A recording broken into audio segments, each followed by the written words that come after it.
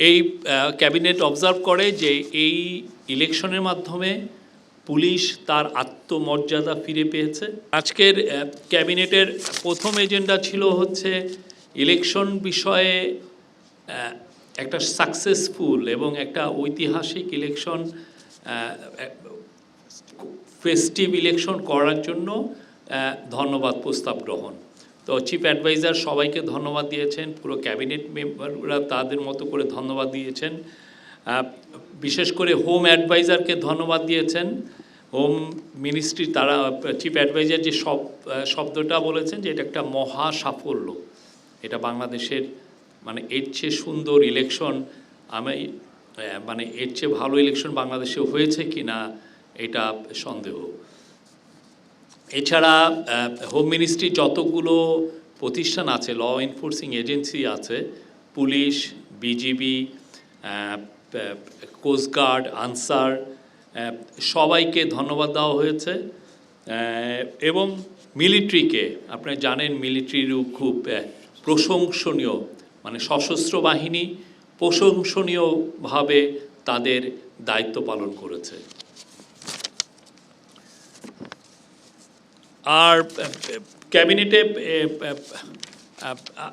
আজকে যেটা বলা হয় যে এই ইলেকশনটা অনেক দিক দিয়ে এটা খুবই অভূতপূর্ব সাফল্য অর্জন করেছে। একটা বড় বিষয় সবাই যেটা তুলে ধরেছেন যে এটা একটা এমন একটা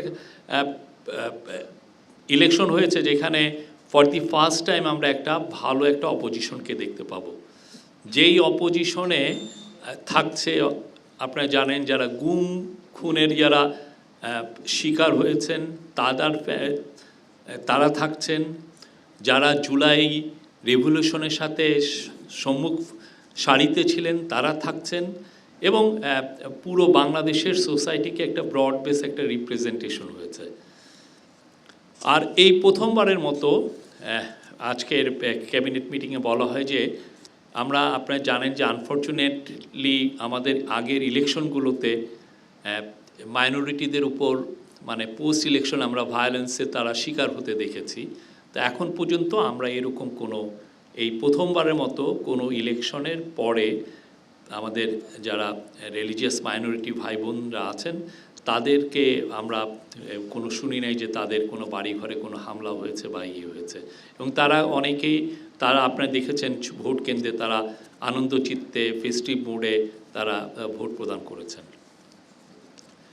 এই ক্যাবিনেট অবজার্ভ করে যে এই ইলেকশনের মাধ্যমে পুলিশ তার আত্মমর্যাদা ফিরে পেয়েছে।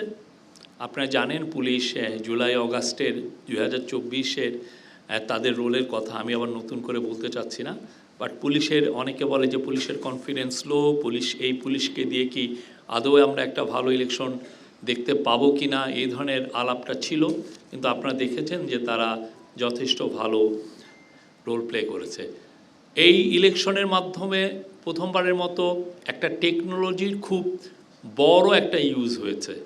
বডি অন ক্যামেরা মূলত চিফ অ্যাডভাইজার নিজে পুলিশ হেডকোয়ার্টারে বসে 1.5 ঘন্টার মতো উনি অবজার্ভ করেছেন, বিভিন্ন 13টি কেন্দ্রে উনি কথা বলেছেন, এটা 17টি কেন্দ্রে উনি কথা বলেছেন। এবং এই কানেকশনটা এমন না যে আপনার ঘন্টা করে ওই সাথে সাথে ধরা যাচ্ছে, সাথে সাথে ভোটাররা দেখা যাচ্ছে যে ভোটাররা ভোট দিচ্ছেন বা বাইরে দাঁড়িয়ে আছেন এইরকম।